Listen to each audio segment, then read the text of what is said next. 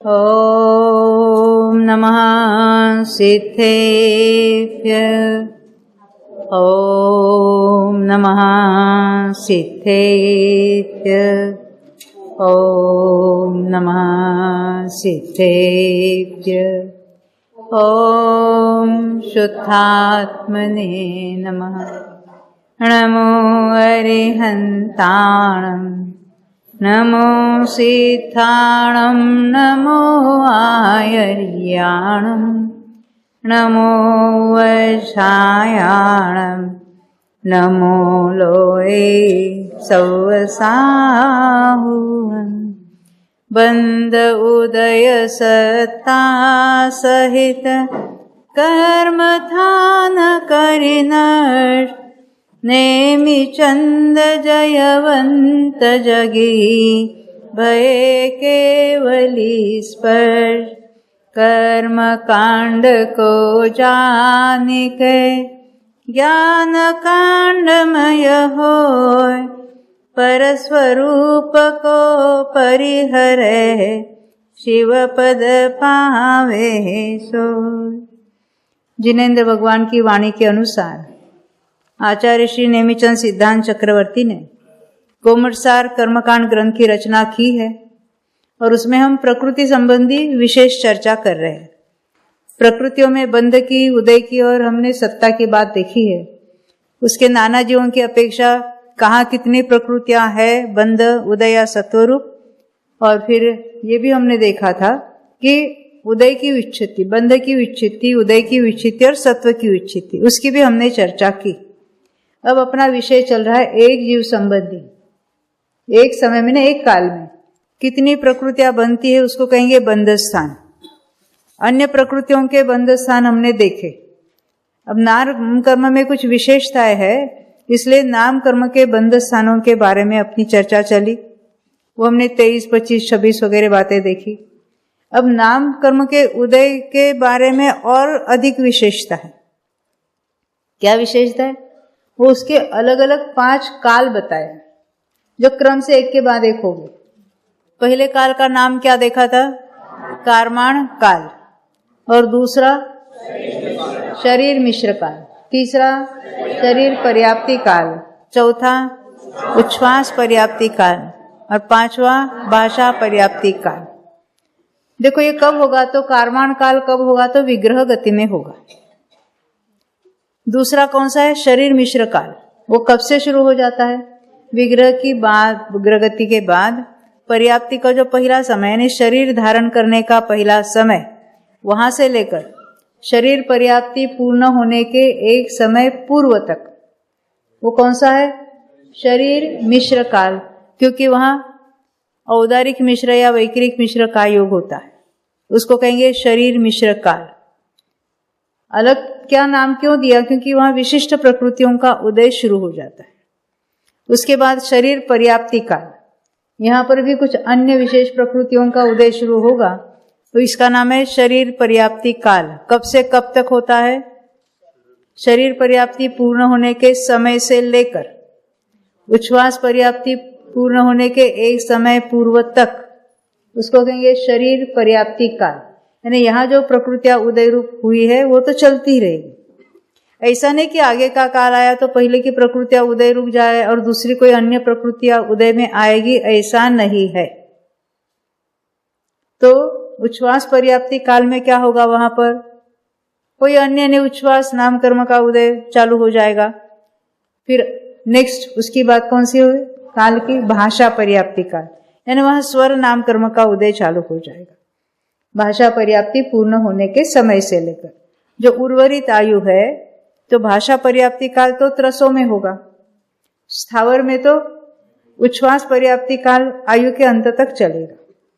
यहां तक बात ख्याल में आई? लब्धि अपर्याप्तों में तो एक विग्रह गति का काल है यानी कारमाण काल है, और शरीर मिश्र काल है। उसको आगे के कुछ पर्याप्तियां होने वाले भी नहीं है, तो उसका यहीं पर मरण होगा। अब यहाँ प्रकृतियां कौन सी है उसकी भी हम चर्चा चल रहे थे अपनी। तो हमने देखा था विग्रह गति में यानी कारमान काल में कौन सी प्रकृतियां उदय रूप है या होती है, तो कहेंगे ध्रुवोदय 12 है। ध्रुवोदय 12 में एक लिया था तेजस, कारमाण, वर्णादि 4 यानी वर्ण रस गंध स्पर्श, फिर 2 लेना, स्थिर अस्थिर, शुभ अशुभ, फिर अगुरु लघु निर्माण। यहाँ उपघात को नहीं लिया है, जो ध्रुवबंदी में थी यहाँ नहीं लिया उसको। इनका उदय यहाँ विग्रह गति में है। कौन सी ये ध्रुवोदय कितनी है? 12। अन्य भी 9 है, तो उसको वो 12 के साथ क्यों नहीं लिया? वो ऑप्शनल है, क्योंकि जो किसी गति का उदय है उसका हम नाम लेंगे। मनुष्य गति हो सकती है, देव गति, नरक गति, तिर्यंज गति, कुछ भी हो सकता है। जाति नाम कर्म भी अलग अलग हो सकते हैं। तो यहाँ तो केवल हमने कौन सी ली? ये ध्रुवोदय 12 अलग हुई। अब इसमें से जिस गति का उदय होगा उसका नाम यहाँ लेंगे। यानी गति, जाति, त्रस या स्थावर है, बादर या सूक्ष्म है, पर्याप्त या अपर्याप्त है। हमेशा हम 4 को एक साथ बताते थे, त्रसादि 4। यहाँ किसको छोड़ दिया? प्रत्येक और साधारण। जो प्रत्येक शरीर वाले जीव है वो शरीर नाम कर्म का उदय के साथ उसका यहाँ उदय चालू हो जाएगा, प्रत्येक या साथ। ख्याल में आती बात? त्रस हो या स्थावर हो, जो जिस वहां उदय है वो कब शुरू होगा? शरीर धारण करने के पहले समय से। तब तक उसका उदय नहीं होगा। विग्रह गति में इसका उदय नहीं है। तो किसका है? गति है, जाति है। वो त्रसादि जो 4 देखते उसमें त्रसादि 3 ही लेना, त्रस या स्थावर, बादर या सूक्ष्म, पर्याप्त या अपर्याप्त। अब देखो सुभग या दुर्भग, कहाँ कौन सी यथायोग्य हुई, कौन सी पर्याय संबंधी, उसकी चर्चा हम बात करेंगे। कौन सी हो सकती है? तो सुभग या दुर्भग, आदे या अनादेय, यश या अयश, आनुपूर्वी। देखो हमेशा हम त्रसादि 4 युगल कहते थे, यहाँ 3 युगल लिए। हमेशा हम स्थिरादि 6 युगल की बात करते हैं, परंतु यहाँ तो स्वर का उदय यहाँ पर नहीं होगा, वो लास्ट में होगा भाषा पर्याप्ति में। तो यहाँ ये 6 युगल में से ये दोनों ही युगल यहाँ लिया, ऑप्शनल नहीं, दोनों ही उदय वाली, और शुभ अशुभ भी लिया। अब स्वर को तो यहाँ नहीं लेना, तो कौन से 3 रह गए? सुभग दुर्भग, आदे अनादे, यशस कीर्ति और यशस कीर्ति। समझ में आती है बात? अब ये हो गई। और आनुपूर्वी का उदय विग्रह गति में है। जिस गति का उदय है उसी आनुपूर्वी का उदय है। तो विग्रह गति में कितनी प्रकृतियों का उदय हुआ? ये 12 और ये 9, 21 प्रकृतियों का उदय होता है। और वो कौन सी प्रकृतियां है वो अभी हमने देखा है। अब क्या होता है? विग्रह गति के बाद वो जहां शरीर धारण करना है वहां जीव पहुंच गया। तो अगर मोड़ नहीं होगा तो कारमान काल भी नहीं होगा, तो अनुपूर्वी का उदय होने का भी सवाल नहीं है। तो डायरेक्ट उसका शरीर मिश्र काल शुरू होगा, परंतु शरीर मिश्र काल में इन 20 को लेकर फिर इसको ऐड करना पड़ेगा। कारमान काल नहीं है तो मिश्र काल में ये प्रकृतियां नहीं होगी, ऐसा नहीं है। ये तो होगी। केवल आनुपूर्वी का उदय मात्र विग्रह गति में, मोड़ वाली गति में होता है। जब वहां पहुंच गया तो इसका उदय रुक जाता है और ये इन 4 प्रकृतियों का उदय शुरू होगा एकेंद्रियों में। और त्रस होगा तो क्या? ये 4 तो हो गए, इन एडिशन सहनन भी होगा और अंगोपांग भी होगा। कब? शरीर धारण करने के पहले समय से लेकर इनका उदय शुरू होगा। तो एकेंद्रिय में विग्रह गति में 21 का उदय है और शरीर मिश्र काल में कितने का है? 24 का है। ये समझ में आती बात? अब जो त्रस है उनको विग्रह गति में कितने प्रकृतियों का उदय है? उनको भी 21 का है। विग्रह गति में मैं पूछ रही हूं, हाँ 21 ही रहेगा। और शरीर मिश्र काल में यानी जब शरीर धारण करने का पहला समय आया तब से वो शरीर है, संस्थान है, प्रत्येक है, उपघात है, संहनन है और अंगोपांग है। इतने प्रकृतियों का उदय शुरू हुआ। ये सहनन तो मनुष्य तिर्यंज गति वालों को होगा, एक इंद्रियों को भी नहीं होगा। और देव और नारकियों के लिए सहनन बिना बाकी सब होगा। तो हर एक पर्याय की बात हम अलग अलग उठाएंगे। अभी हम मनुष्य तिर्यंज की अपेक्षा से बात करेंगे। तो पहले विग्रह गति में 21 का उदय होगा, अब वहां पहुंचते ही 26 का उदय होगा। कौन सी एक कम हो गई और कौन सी 6 बढ़ गई? अनुपूर्वी का उदय रुक गया। कौन कौन सी बढ़ी?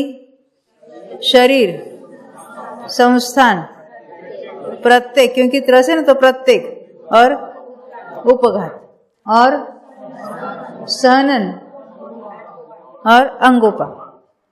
तो ये 20 और ये 6। तो शरीर मिश्र काल में मनुष्य और तिर्यंचों को 26 प्रकृतियों का उदय है।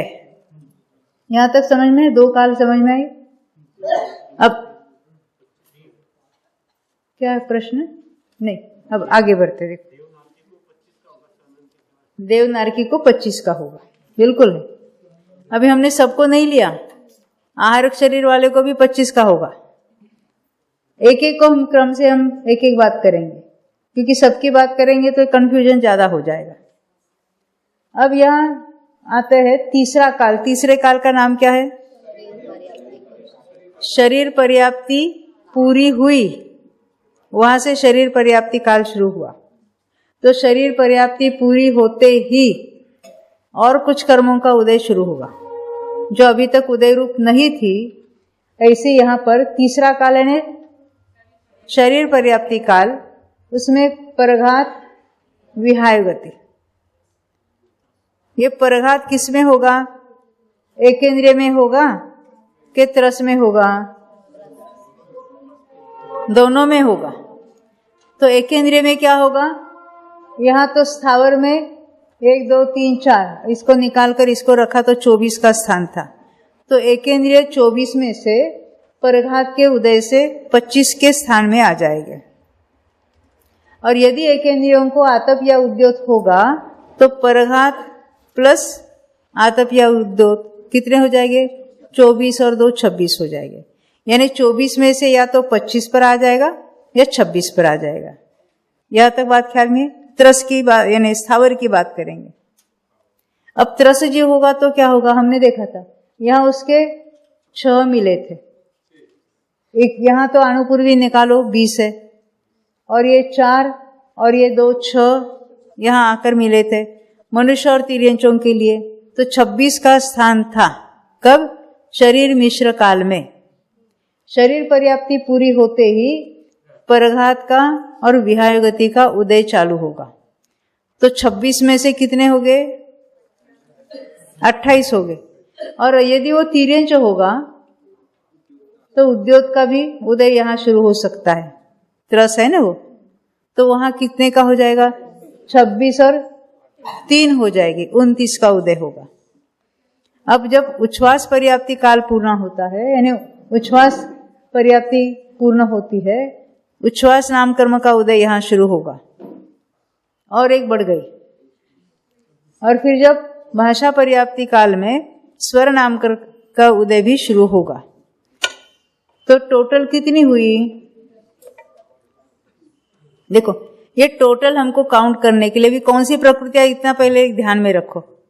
विग्रह गति की 21 मालूम है, ध्रुवोदयी 12, अन्य 9। अन्य 9 में किसको लिया था? गति, जाति, हाँ, वो त्रस संबंधी 3, त्रस या स्थावर, बादर या सूक्ष्म, और पर्याप्त या अपर्याप्त। फिर आगे हमने तो स्थिर अस्थिर शुभ अशुभ तो ध्रुवोदय में देखा था। अब बाकी में से स्वर को यहाँ नहीं लेना है, तो कौन कौन सी बची? सुभग या दुर्भग, आदेय या अनादेय, यशस कीर्ति या अयशस कीर्ति। 3 हो गई ना। और अनुपूरी हम देखेंगे, देखो, गति, जाति, त्रस्य, स्थावर, बादर, सूक्ष्म, पर्याप्त, ये 3 में से एक एक, युगल में से एक एक ली। ये 2 और ये 3 5। फिर सुभगया दुर्भग, आदेय अनादेय, यश यश, ये और 3 8 और एक आनुपूर्वी 9 होगी। तो यहाँ 21 प्रकृति है।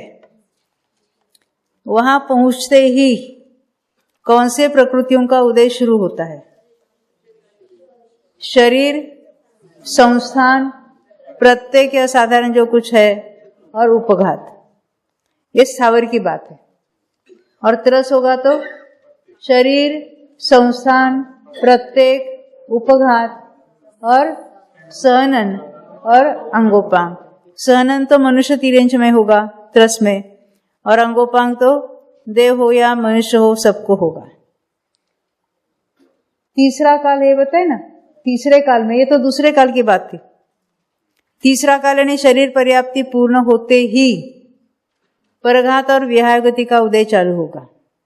और यदि त्रस में है तो उद्योत का भी हो सकता है, एकेंद्रिय है तो आतप या उद्योत कुछ भी हो सकता है। फिर उच्छ्वास पर्याप्ति वाला, वहां उच्छ्वास नाम कर्म का उदय होगा। और भाषा पर्याप्ति पूर्ण होते ही स्वर नाम कर्म का उदय शुरू होगा। अब इसी को हम जो दूसरा जो चार्ट है ना, उसके आधार से समझना और आसान हो जाएगा इसके आगे वाला, क्योंकि अभी हमने प्रकृतियां कौन सी होती है वो बात हमने देखी है। हाँ, तो इसके लिए हम ये जो हमने अभी चार्ट देखा था ना, उसी को आधार बनाकर हम जो अलग अलग उदय स्थान अलग अलग पर्यायों में पाए जाएंगे उसकी बात यहां बताएंगे। यानी एकेंद्रियों में कौन कौन से स्थान हो गए, पंचेंद्रिय या अन्य अन्य कितने हो गए, नारकी या देव को कौन कौन से स्थान कितने कितने के हो गए, आहारक शरीर वाले को कितने कितने हो गए, इसकी चर्चा हम करेंगे। इसके लिए हम बेस किसको बनाएंगे? जीव पदों को। यानी नारकियों को ये क्रम से काल कितने हो गए और उसमें उदय कितने का स्थान, कितने स्थान का होगा, यानी कितने प्रकृतियों का ये उदय स्थान होगा, उसकी बात हम करेंगे। क्रम से एक एक पर्याय की बात हम सोचेंगे। देखो अब ये 19 नंबर का जो चार्ट है उसकी बात हम देखेंगे। यहाँ पर ये नाम कर्म के उदय स्थान, यहाँ 1 2 3 4 5 का अर्थ क्या है? उदय के काल। अलग अलग पर्याय में हम अलग अलग सोचेंगे। पहले एकेंद्रिय लिया है। एकेंद्रियों को पहला काल विग्रह गति में कितनी प्रकृतियां उदय रूप है? 21।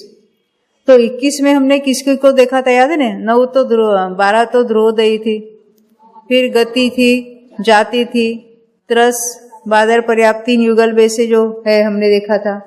और उसके बाद सुभगया दुर्भग, आदेय अनादेय, यश कीर्ति अयश कीर्ति। हाँ, और अभी एकेंद्रीय है तो विहाय गति नहीं होगी, परंतु अनुपूर्वी तो होगी ना। विहाय गति तो बाद में उदय रूप है, वहां तो वो उदय रूप नहीं थी। यश और अयश, और उसके बाद कौन सी देखी थी? अनुपूर्वी थे, बरोबर। तो ये एकेंद्रिय का पहले में 21 का उदय है। अब ये दूसरे काल में पहुंचा, यानी शरीर धारण करने का समय है। उस समय क्या होगा? कौन सी शुरू होगी? आप पहले वाला चार्ट रेफर करो, आपके पास है ना हाथ में। हाँ, शरीर, संस्थान, प्रत्येक या साधारण और उपघात। अनुपूर्वी चली गई तो 20 हो गई और 4 आ मिली, तो ये 24। कहां पर? दूसरे काल में, यानी शरीर मिश्र काल में एकेंद्रियों को पहले 21 का उदय था, यहाँ 24 का होगा। प्रकृति हमने देख ली। अब यही जीव, एकेंद्रिय जीव, तीसरे काल में उसकी शरीर पर्याप्ति पूरी हुई, तो शरीर पर्याप्ति पूरी होते ही कौन सा उदय शुरू होगा? ये 24 पर था, परघात का उदय शुरू होगा तो वो 25 का हो जाएगा। और यदि उसके आतप या उद्योत का उदय है तो परघात प्लस आतप, यानी इसमें 24 में 2 ऐड हो जाएगी। परघात तो नियम से उदय रूप होगी, उन किसी जीव को आतप या उद्योत हो सकता है तो उसके 2 बढ़ेगी डायरेक्ट, तो 25 या 26 का ये स्थान होगा। किस में बात चल रही है? एक इंद्रिय में। यह है तीसरा काल। चौथे काल का नाम क्या है? उच्छ्वास पर्याप्ति काल। एक इंद्रिय में उच्छ्वास है कि नहीं है? हाँ, भाषा पर्याप्ति नहीं है पर उच्छ्वास पर्याप्ति है। तो यहाँ 25 वाला है, तो उच्छ्वास नाम कर्म के उदय में यहाँ 26 वाला स्थान होगा, और जो ऑलरेडी 26 वाला था वो यहाँ 27 वाला होगा। तो एकेंद्रियों में उदय स्थान कौन कौन से होंगे? 21 वाला एक होगा, 24 वाला एक होगा, 25 या 26 वाला होगा, या आगे जो 25 है वो 26 का होगा, 26 है वो 27 का होगा, है ना यहाँ पर। तो इसमें ये अलग अलग 4 काल बताए। यहाँ तक समझ में आई बात? अब हम त्रसों में देखेंगे। त्रस में भी तिर्यंच की बात उठाई पहले। तिर्यंच को अलग क्यों लिया? क्योंकि उसमें उद्योग का भी डिफरेंस हो सकता है। तो यहाँ त्रस तिर्यंच, स्थावर तो यहाँ देख लिए, अब तिर्यंचों में त्रस को देखना है। यहाँ 21 का है, यहाँ 26 हो गए। कौन सी 6 आई? आनुपूर्वी गई, और क्या क्या आया? शरीर। कौन सा? औदारिक शरीर। हाँ उंडक संसार, प्रत्येक, उपघात, त्रस है ना, तो सहनन और अंगोपा। 6 बढ़ गई, आनुपूर्वी कम हुई और 6 बढ़ गई, तो त्रस तिर्यंचों में 21 से 26 तक आ गया। अब ये शरीर पर्याप्ति काल, यहाँ कौन सी बढ़ गई? परघात और विहाय गति, 2 तो बढ़ेगी ही बढ़ेगी। उद्योत होगा तो 29 होगी, इसलिए वो ऑप्शनल में रखी, 28 या 29। उसके बाद जो 28 वाला है वो 29 पर आ जाएगा, 29 वाला है वो 30 पर आ जाएगा। कौन सा कर्म यहाँ उदय रूप हुआ? उच्छ्वास नाम कर्म। भाषा पर्याप्ति काल में स्वर नाम कर्म का उदय होगा। 29 वाला 30 पर आ जाएगा, 30 वाला 31 पर आ जाएगा। यहाँ तक समझ में आई बात? जब हम पर्याप्त तिर्यंच संबंधी बंध कर रहे थे तो वो 29 का बंध था। अब ये पर्याप्त होने पर यहाँ 30 का बंध है, 30 का उदय है, 30 या उद्योत के साथ 31 का। अब आगे बढ़ेंगे। सामान्य मनुष्य जैसे तिर्यंचों में वैसा है, फिर यहाँ वो उद्योत वाला ऑप्शन नहीं होगा। पहले 21 वाला था, फिर इससे ऐसा 26 वाला हो जाएगा, उसमें 28 वाला होगा, इसमें 29 वाला ऑप्शन नहीं है। 28 से 29 और 29 से 30, यानी भाषा पर्याप्ति काल यानी पूरा लाइफ टाइम कितने का उदय चलेगा? 30 का। शुरुआत में उसके क्रम से एक एक काल आया, उसमें एक एक उदय स्थान हुआ, परंतु एक बार वो पर्याप्त हुआ तो ये मनुष्य हो या तिर्यंच है तो 30 का तो होगा। उद्योत वाला होगा तो तिर्यंचों में एक एडिशनल हो। अब यहाँ आहारक वाला लिया। आहारक वाले को विग्रह गति में कितने का उदय रहेगा? हाँ, विग्रह गति नहीं होती उसको, क्योंकि मुनिराज है, उनका भाषा पर्याप्ति काल चालू हो गया और उन्होंने आहारक शरीर यहाँ नया बना है, तो उस आहारक शरीर की भी 6 पर्याप्ति होगी। तो वहां आहारक शरीर संबंधी शरीर मिश्र काल, तो आहारक शरीर में सहनन नहीं होता है, इसलिए सहनन बिना यहाँ 25 का स्थान होगा। ख्याल में आती बात? औदारिक शरीर है मुनिराज का, उनके सहनन है, वो जब आहारक शरीर बना रहे हैं तो ये जो आहार वर्गणा है वो सूक्ष्म टाइप की है। आहारक शरीर में कोई भी सहनन नहीं है, किसी सहनन का उदय आहारक शरीर में नहीं है, तो यहाँ 25 का स्थान होगा। 25 में से शरीर पर्याप्ति काल में कौन से 2 आएगी? यहाँ आहारक शरीर के लिए कौन सी आई है?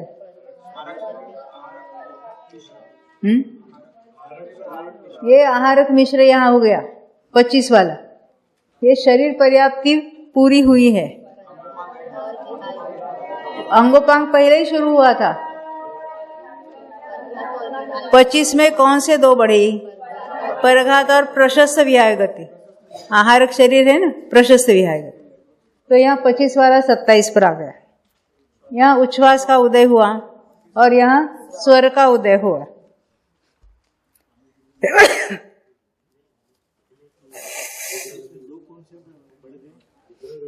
यहाँ कौन से दो बढ़ गए 27 में?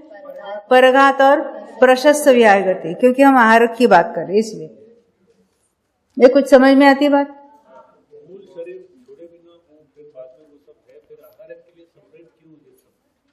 क्योंकि उस शरीर की पूरी रचना हो रही है ना वहां पर, उस शरीर के साथ वहां जाना। हाँ, आत्मा प्रदेश तो कंटिन्यूएशन में रहेंगे, फिर भी नया शरीर बना कि नहीं वहां पर? जैसे विक्रिया से नया शरीर बनता है, वैसे आहारक नया शरीर बना। और वहां तो मूल शरीर मुनिराज तो वहीं पर विराजमान है, और वो आहारक शरीर से वो जाके आए वापस। अब ये तो हमने आहारक शरीर की बात देखी। नारकी और देव, कोई प्रश्न है? नारकी और देव में क्या विशेषता है? विग्रह गति में 21 का स्थान है, उनमें भी सहनन नहीं है तो 25 पर आ जाएंगे।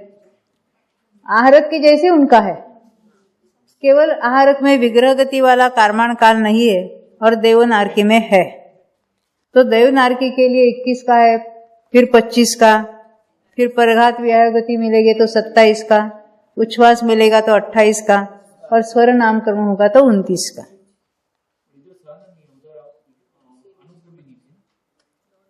अब 21 में अनुपूर्वी थी,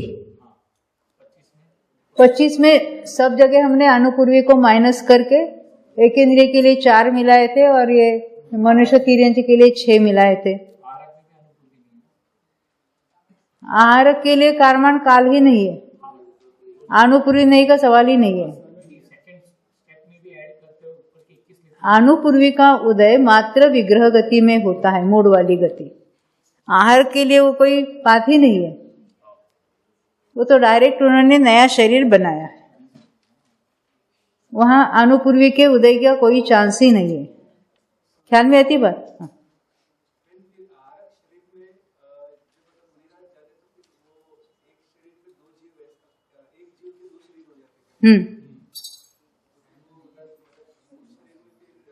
वो शरीर अंतर्मूर्त के लिए नया बना है।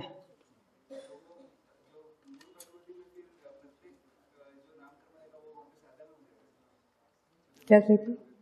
उस शरीर संबंधी वो नाम कर्म का उदय है, उस शरीर संबंधी। देखो अभी हम देखते हैं, ये हमने नारकी देव देखा, अभी केवली की बात उठा रहे। यहां पर ना स्वर नाम कर्म, देखो आहारक के लिए और देवनार के लिए बाकी तो समान है। आहारक में विग्रह गति नहीं है, देवनारकी के लिए है, इतना डिफरेंस है। अब आगे केवली के लिए, सामान्य केवली है, उनका तो भाषा पर्याप्ति काल चल रहा था, अब वो समुद्घात करेंगे तो उनकी बात है। तो समुद्घात अवस्था में कहाँ से शुरुआत की हमने? कारमान काल, क्योंकि हमको 1 2 3 इस तरह से देखना था। काल नंबर 1 है, वो कब है? प्रतर, लोकपुरण और प्रतर में।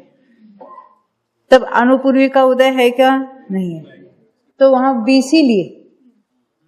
अन्यत्र विग्रह गति थी तब हमने 21 ली थी अनुपूर्वी सहित। सामान्य केवली को अनुपूर्वी उदय होने का कोई सवाल नहीं है, गति चेंज तो नहीं हुई है ना, तो यहाँ 20 ही ली सामान्य केवली के लिए। फिर 20 से, जैसे यहाँ 21 से सामान्य मनुष्य 26 पर आया, उसमें भी अनुपूर्वी माइनस करके 6 एडिशन हुए। यहाँ पर भी तो थी ही नहीं अनुपूर्वी, तो माइनस करने का सवाल नहीं है, तो 20 में से 26 पर आ गया। जिससे सामान्य मनुष्य जैसा ही है, 26 में से 28। कौन सी दो आ मिली? परघात और विहाय गति।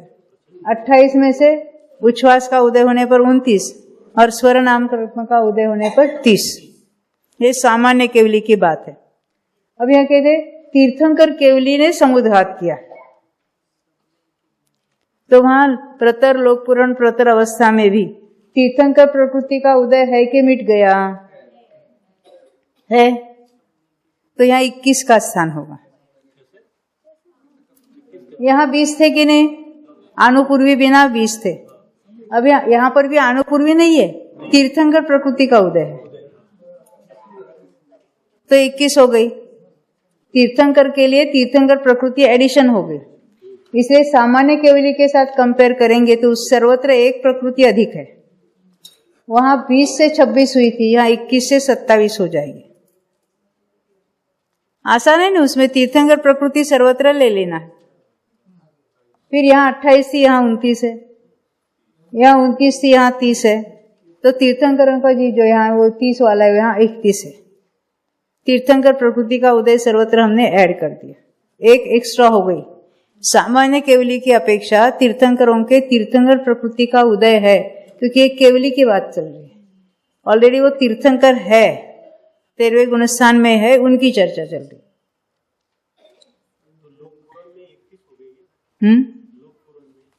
लोकपुरम में तीर्थंकर के जीव को 21 है, सामान्य केवली को 20 है। अनुपूर्वी दोनों जगह नहीं है। हाँ, उसमें उल्टे क्रम से है ना। पहले हमने पहले चार्ट में क्या देखा था, केवली समुदाय में पहले 3 से 2, 2 से 1, फिर 1 से 2, इस तरह से। पहले तीसरा काल था। तीसरा काल यानी कौन सा काल? शरीर पर्याप्ति काल। शरीर पर्याप्ति काल दंड में था। शरीर मिश्र काल कपाट में आया, और प्रतर लोक पुराण में कारवाण काल आया। फिर उतरते ने समेटते समय पहले से दूसरे, दूसरे से तीसरे, तीसरे से इस तरह से काल हो गए। यानी चार्ट के द्वारा समझना थोड़ा आसान है, और इसका डिस्क्रिप्शन पढ़ेंगे तो थोड़ा ऐसा कठिन लगेगा।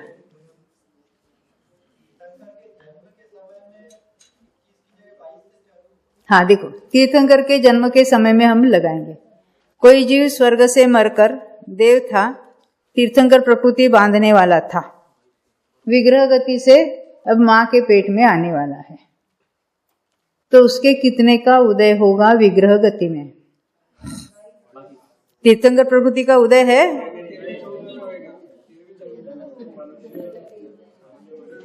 सामान्य मनुष्यवत है उसका। जब तक तीर्थंकर प्रकृति का उदय नहीं है, उदय नहीं है ना, उदय अन्य प्रकृतियों का है, तो विग्रह गति में उनको भी 21 थे।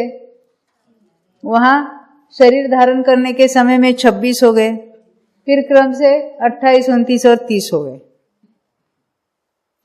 जब तीर्थंकर प्रकृति का उदय हो गया तब जाके 31 हो गए, 13वें गुणस्थान तक। यानी उनके भाषा पर्याप्ति काल में 30 थे, सामान्य मनुष्यवत 30 का ही उदय थ्रू आउट चल रहा था। 13वें गुणस्थान के पहले समय में तीर्थंकर प्रकृति का उदय शुरू हुआ, तो यहाँ 31 प्रकृतियों का उदय शुरू होगा। ये हमने चार्ट के द्वारा ये सारे अलग अलग बातें देखी। अब यहाँ क्या लिखा है? अयोग केवली सामान्य और अयोग केवली तीर्थंकर, उसमें से ये सब उदय रूप हो गए कि नहीं हो गए? क्यों? 13वें गुणस्थान की उदय की विच्छित्ति याद करना है। नाम कर्म की उदय विच्छित्ति 13वें गुणस्थान की। हाँ हाँ, आपका प्रश्न है भाषा पर्याप्ति काल मरण पर्यंत है, वो तो हम सामान्य जीवन की अपेक्षा बात करेंगे। पर अभी अयोग केवली में, सहयोग केवली में तो हमने देखा 30 या 31 जो उसके उदय योग्य चल रहा था। अब वही जीव अयोग केवली हुआ। निकालो जरा ये उदय की जो विच्छित्ति हुई थी ना, उदय की विच्छित्ति। हाँ, पर 6 नंबर का है ना चार्ट। तो 13वें गुणस्थान में 29 प्रकृतियों के उदय विच्छित्ति हुई थी।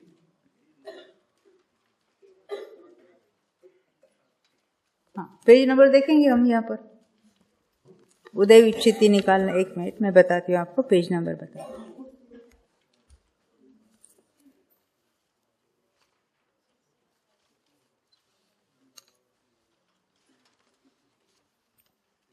उदय की विच्छित्ति देखना है हमको। स्थान तो अभी अभी हमने देखा था, हमें उदय की विच्छित्ति वगैरह बात देखनी है। 740 पेज के आसपास होगा।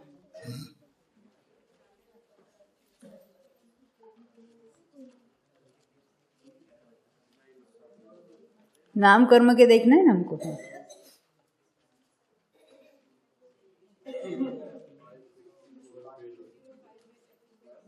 हाँ,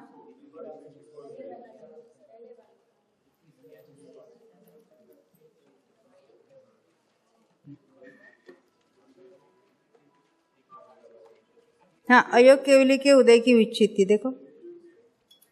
हम नाम कर्म की बात बताते हैं आपको।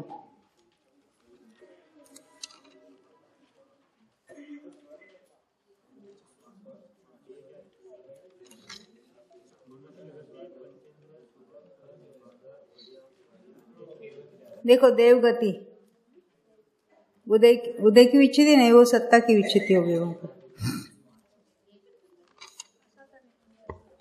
एक वेदनीय था ना उसमें 7.715। हाँ,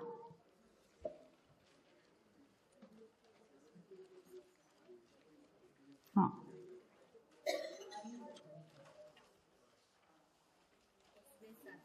पेज नंबर 714 से बात शुरू हुई। सहयोग केवली में 2 वेदनीय में से कोई एक वेदनीय, हमको वेदनीय को नहीं कंसीडर करना है। वज्र वृषभ नाराज सहनन, निर्माण, स्थिर अस्थिर, शुभ अशुभ, सुस्वर दुस्वर, प्रशस्त अप्रशस्त विहाय गति। देखो, सत्ता में थी ना, उसकी बात है।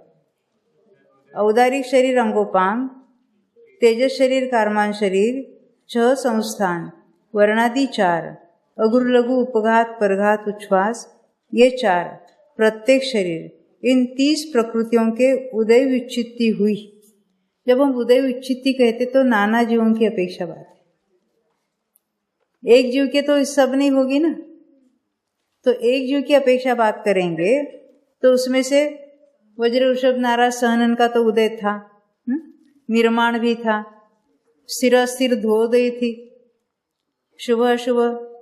अभी सुस्वर या दुस्वर एक ही होगी, प्रशस्त विहागति या अप्रशस्त होगी, औदारिक शरीर और अंगोपांग दोनों होगी, तेजस शरीर कारमान शरीर, संस्थान एक ही होगा, वर्णादि तो 4 होगी, अगुर लघु होगा, उपघात होगा, परघात होगा और उच्छ्वास होगा। फिर क्या होगा? प्रत्येक शरीर। तो कितनी हो गई? पहले 12 और ये 9।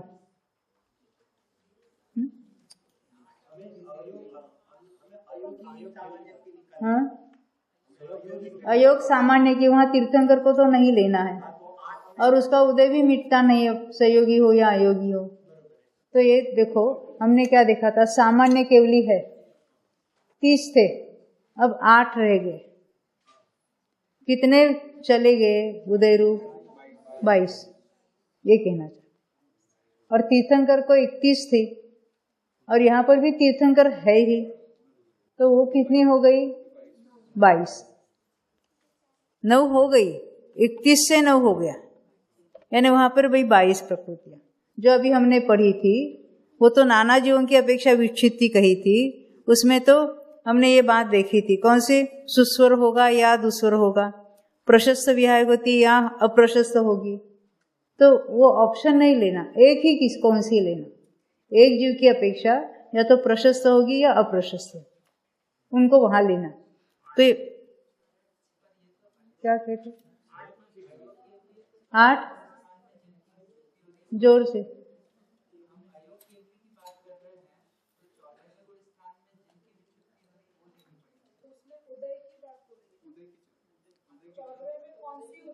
नाम कर्म की उदय रूप की बात चल रही।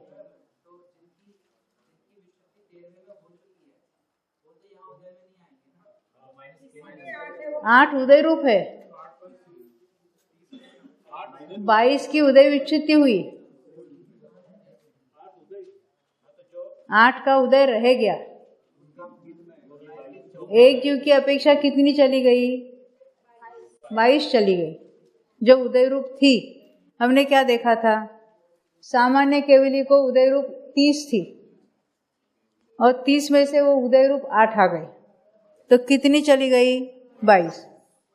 तीर्थंकर केवली को उदय रूप 21 थी और वो 9 रह गई।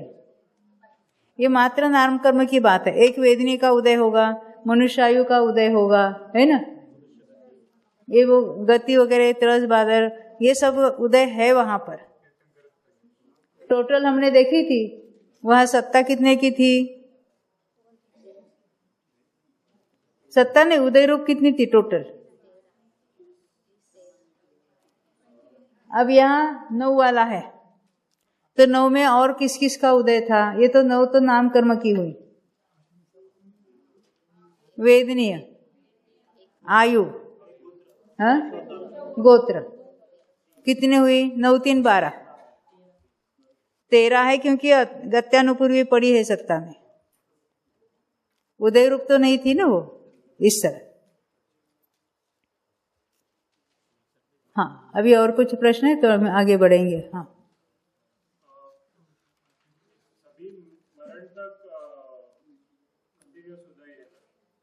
हाँ, मरण तक। अभी जो सामान्य मनुष्य हम देखेंगे, तो सामान्य मनुष्य भाषा पर्याप्ति में उसका 30 का उदय शुरू हुआ। ध्रुवोदयी कभी, ध्रुवोदयी किसको कहेंगे?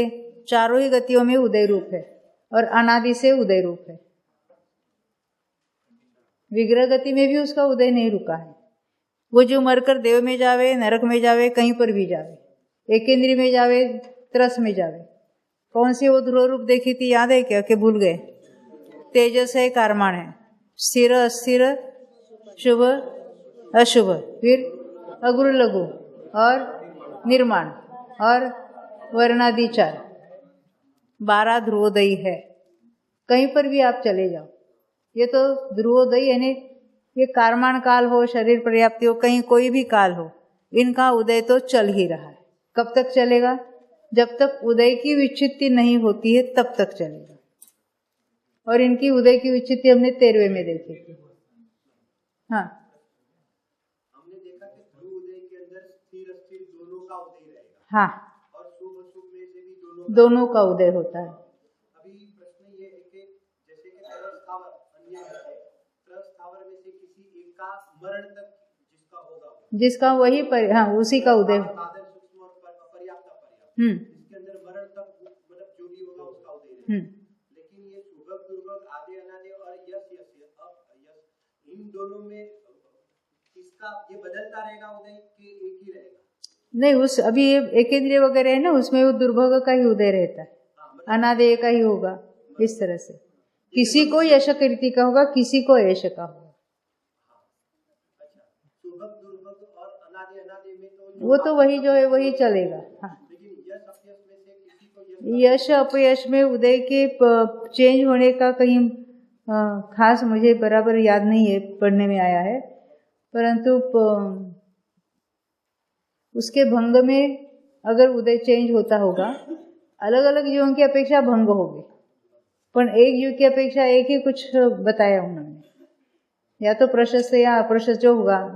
जैसे हमने उच्च गोत्र या नीच गोत्र कहते, उसमें भी उदय तो परिवर्तन नहीं हो रहा है। उसमें उस पर्याय संबंधी लेना, ये दुर्भग वगैरह द्विंद्रियादि होते हैं, उनको दुर्भग ही रहता है, अनादेय ही रहता है। ये हाँ, तो उसको यश का उदय होगा या तो अपयश का उदय होगा, हाँ, ऐसे लगा सकते हैं। लेकिन इसके अंदर जैसे नहीं, पर उसमें अलग अलग कालों में भी देख सकते हैं कि पहले यश कीर्ति का या अयश का उदय था, बाद में यश का हुआ।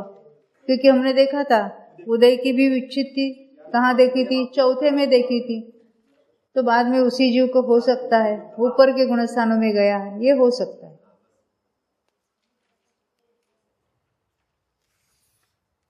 तो यहाँ तक तो हमने देखी थी बात।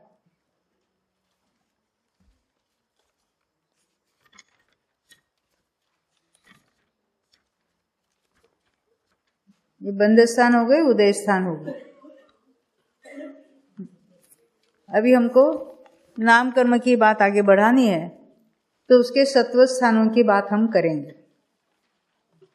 नाम कर्म के सत्व स्थान, हाँ हाँ देखेंगे हम, अभी है, टाइम है। हाँ शंका, हाँ भावलिंगी मुनियों को छठे गुण स्थान में आहारक शरीर बनता है। हाँ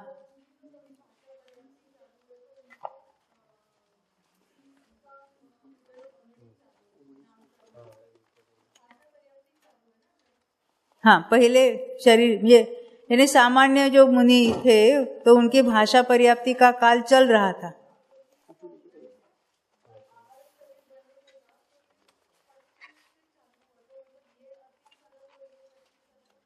हाँ उस समय उसका उदय चलेगा, वो उसका उदय थोड़ा रुकेगा और आहारक शरीर संबंधी उदय चालू हो जाएगा, क्योंकि उसका भाषा पर्याप्ति तो उसमें हम सुस्वर नाम कर्मगे। ये हो सकता है कि मुनिराजों को दुस्वर का उदय चल रहा था, आहारक शरीर बना तो उसमें तो सुस्वर का उदय होगा। हो सकता है पहले वो प्रशस्त विहाय गति चल रही थी, आहारक शरीर में प्रशस्त विहाय गति लगाएंगे, ये डिफरेंस हो सकता है। वो अंतर्मूर्त के लिए होगा। उन आहारक शरीर का भाषा पर्याप्ति काल कितने काल तक चलेगा?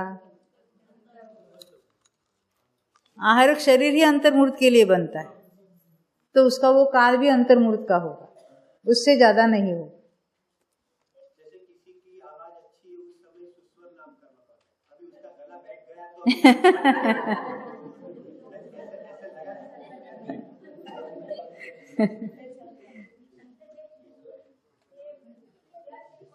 तो कौन बोल रहा है? हाँ जरा जोर से। हाँ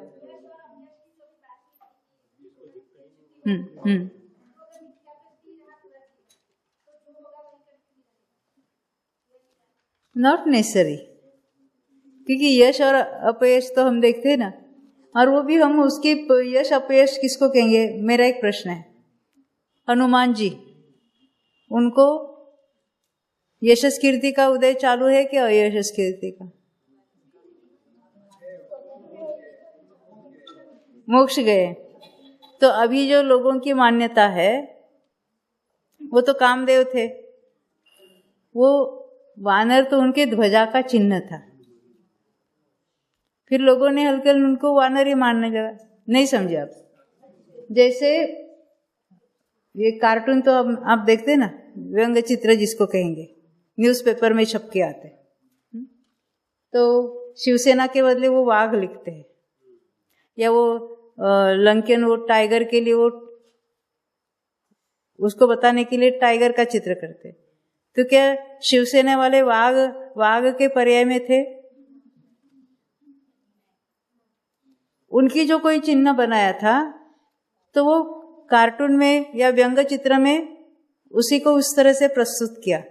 ऐसा ही उनकी ध्वजा का चिन्ह वानर था, तो उसको बता ले कि वानर रूप से उसको प्रस्तुत होगा। अभी हम उसका रीजनिंग तो हमें मालूम नहीं है, क्योंकि तो उस हनुमान के पर्याय में तो मोक्ष गए हुए हैं, कामदेव थे और ऐसे कुछ, और मनुष्य गति का जीव था, क्योंकि मनुष्य गति से ही मोक्ष जाते हैं।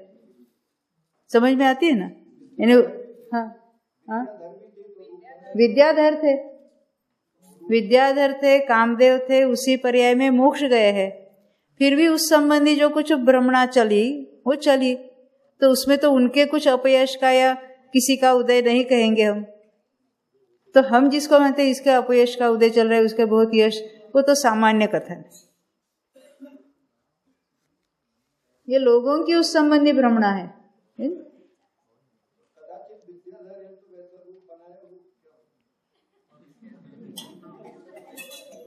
तो विद्याधर रूप बनाएंगे तो अंतर्मूर्त के लिए बनाएंगे, और वो वैसा रूप क्यों बनाएंगे? लेकिन मनुष्य साधारण देखने में होता है ना कि कभी कभी बहुत नाम रहता है और कभी कभी एकदम। हाँ वो तो, अरे मनुष्य की क्या बात है, एक इंद्रिय को भी यश का उदय हो सकता है। यश कीर्ति का उदय एक इंद्रियों में भी पाए। कोई हीरा वगैरह जो है उनके यश कीर्ति का उदय चल रहा है, वो उदय हुआ तो इसलिए क्या हुआ? यानी कितने लोग जानेंगे हमें तो यश कीर्ति का उदय होगा? बोलो। अरे अनंत केवली जान रहे, हमें क्या लगता है और अधिक लोग जानेंगे तो हमारा अच्छा रहेगा, है ना? तो कितने लोग जानेंगे तो अच्छा रहेगा? यहाँ तो कुछ 100, 150, 200 लोग आए तो अच्छा है कि बहुत बड़ी सभा लगेगी, 10,000, 50,000 लोग आए तो हमें फायदा मिलेगा। बोलो, हमारा लाभ किस में है? अरे अपना कल्याण करने में लोगों को पढ़ाने में कोई अपना फायदा नहीं है। हाँ, उसमें अपना भी उपयोग सूक्ष्म होता है, वो अपने लिए फायदा है। ये केवल पढ़ाना ही नहीं, ये हमारा अपना स्वाध्याय है, हमारा उसमें उपयोग लगा है। ये जो लिखते हैं या जो लेक्चर देते हैं उसमें उनका उपयोग उसमें लगा है, वो उनका स्वाध्याय है। बाकी लोग अगर लाभ लेते हैं तो सहज रूप से होता है। तो उनके कारण इनकी सबकी ज्ञान की पर्याय बढ़ी कि नहीं बढ़ी? और उस जीव को क्या लाभ मिला? जल्दी मोक्ष होगा ना उसका ये हमने मान रखा है। अरे वहां इतनी भीड़ होती है, चलो देखो तो सही क्या कहते हैं, ऐसा लगता है कि नहीं लोगों को? क्यों जाते हैं? बॉम्बे में चलता है ऐसा, कोई स्पीकर है उसके पीछे लाखों लोग चलते हैं, है ना? हाँ देखो, अभी आगे बढ़े, समय है क्या? है अभी थोड़ा है। हाँ, प्रश्न है। भेद विज्ञान और तत्व निर्णय में क्या अंतर है? आपका ऐसा प्रश्न है, भेद विज्ञान और तत्व निर्णय में क्या अंतर है? भेद विज्ञान यानी क्या करना है? किसमें भेद करना है? भेद करना है कि भेद जानना है? भिन्न ही है। पर में किसको रखना? ये अरिहंत भगवान पर है, हमारे बाल बच्चे पर है, ये धंधा पैसा सब पर है, बरोबर है ना? अरे पण शरीर को स्व में रखा है तो कहते शरीर तो पर है ही है, तो राग आदि जो उत्पन्न हो रहे हैं वो भी पर में है। आज सुबह एक प्रवचन में क्या बात आई थी? एक समय की पर्याय भी पर में डाली, भले वो स्वभाव पर्याय भी क्यों ना हो। आई ना बात? आज के प्रवचन में आई थी। तो स्व किसमें स्थापित करना है? मात्र स्वभाव में स्व स्थापित करना है। तो ये स्व और पर का भेद विज्ञान हुआ। स्व को स्वरूप से, पर को पर रूप से निश्चित किया। निश्चित किया पर बस ये मैं सो हूं, ये पर हो, ऐसा नहीं है। स्व और पर को निश्चित किया और पर का लक्ष्य छोड़कर स्व में लीन हुआ। हमारा सारा लक्ष्य कहाँ है? मेरे शरीर पे वृत्ति है ही है, राग के प्रति भी है, और केवल इसको पर, हमने शास्त्र स्वाध्याय करते समय हम उसको पर कह देते हैं और दिन भर वो राग कितना अपना लगता है। फिर प्रश्न क्या है, हम कौन सा भाव करें? कहाँ गए हमारे रमेश भाई, भिलिया वाले गए क्या? कल बात हो ही रही थी, हम कौन सा भाव करें। यानी हम उस भाव से इतना एकत्व हो गया है राग के साथ कि वो करने से, यानी वो हम कर सकते हैं, हम चाहे जो भाव कर सकते हैं और कर, यानी उसका एकत्व बन, उसका कर्ता बन गया, राग का कर्ता बन गया, विभाव भाव का कर्ता बन गया। यानी वो पर्याय से अपनी भिन्नता है, स्वभाव की भिन्नता है, वो नहीं जान रहे। उसको नक्की करके हम फिर उसमें एकाग्र हो गए। पर ये नक्की करना है ना, वो निर्णय करना है। तत्व का निर्णय नहीं, जो कोई सिद्धांत है जैसे निमित्त उपादान है, व्यवहार निश्चय, अन्य जो कोई बातें है उस संबंधी 5 समवाय है। वो निमित्त उपादान की जो चर्चा है, उपादान के भेद प्रभेद निमित्त, उससे कार्य नहीं होता तो क्यों नहीं होता, कैसे नहीं होता, ये जो हमने सारे तत्व ज्ञान के जो अलग अलग सिद्धांत पढ़े हैं उस संबंध में ये ऐसे ही है, अन्यथा नहीं है, ऐसा दृढ़ उसमें निश्चय होना चाहिए। और वो हम तत्व विचार करते करते निर्णय तक पहुंचेंगे। मेरा प्रश्न है कि कुंकुंद आचार्य की भाषा है वेद विज्ञान, हाँ, तोड़मल जी की भाषा है तत्व निर्णय। तत्व निर्णय के ऊपर जोर दिया, ठीक है ना, वो सम्यक के अधिकारी है। और कुंकुंद आचार्य जो है, तुम सारे पर्यायों से रहित भगवान आत्मा का है, तो इसका कैसे? हर एक का कथन पद्धति अलग है। बात तो वही है ना, स्वभाव भाव में स्वपना स्थापित करना है। हम पर्याय वहां है कि नहीं है? पर्याय है कि नहीं है? हाँ, तो ज्ञान में तो पर्याय जानने में आ जाएगी। तो श्रद्धान की अपेक्षा हम उसको स्व में नहीं ले रहे। दृष्टि का विषय स्व कौन सा? स्वभाव भाव। और ज्ञान का विषय स्वभाव भी है, पर्याय भी है, पर भी है। तो ज्ञान का विषय अलग होगा और सम्यक दर्शन का विषय अलग होगा। नहीं समझे? सम्यक ज्ञान का विषय अलग है और सम्यक दर्शन का विषय अलग है। क्या है अलग? ज्ञान तो सबको जान रहा है, स्व को भी, पर को भी, वो सब कुछ। और श्रद्धान में उसको स्व दिखता है। मिथ्या श्रद्धान में क्या हो रहा है? शरीर में स्वपना लगता है। रागादि में वो स्व को ही नक्की करता है। मिथ्या दृष्टि में क्या नक्की हुआ? ये शरीर मैं हूं, ये रागादि मैं हूं। उसने स्व कहा, बाह्य चीजों में स्वपना स्थापित किया, इसको उसको बहिरात्मा कहा। और जो नक्की, जो रियली मैं हूं, कौन मैं हूं? वो स्वभाव, वो मैं हूं। उस मैं में मैंपना आ जाएगा तो नेचुरली वो भेद विज्ञान होगा, वो तत्व निर्णय, जो कुछ कहो आप। तो उसमें शब्दों का फेर है, बात तो वही की वही है। ऐसा नहीं कि इसको भेद विज्ञान करने से समय दर्शन होगा और उसको तत्व निर्णय से करने से होगा, ऐसा है? बात एक ही है। मनुष्य गति गत्यानुपूर्वी की उद्वेलना अग्निकायिक और वायुकायिक जीव ही करेगा कि सब एकेंद्रिय जीव करेंगे? नहीं, अन्य एकेंद्रिय नहीं करेंगे, मात्र अग्निकायिक वायुकायिक ही करेंगे। क्योंकि अन्य एकेंद्रिय तो मनुष्य गति हर अंतर्मुहूर्त में बांध रहे। नित्य निगोद से निकलकर मनुष्य पर्याय में आकर सिर्फ जिन दर्शन मात्र से सम्य दर्शन हो जाता है। क्या देशना न सुनी हो और निसर्गत सम्य दर्शन हो सकेगा? ये बिना देशना का सम्य दर्शन होता ही नहीं। ना अधिगमज होता है, ना निसर्गज होता है। निसर्गज उसे कहते हैं इस भव में ज्ञानी की देशना नहीं मिली है, पर उसको पूर्व भव में जो ज्ञानी की देशना मिली है तो वो तो उसमें सुनी है ज्ञानी की देशना। और इस भव में बाह्य अनेक निमित्तों से वो देशना उसको स्मरण में आ जाती है, या वो भेद ज्ञान में उसका भाव भाषण होता है, तो उसको वो सम्य दर्शन हो जाता है।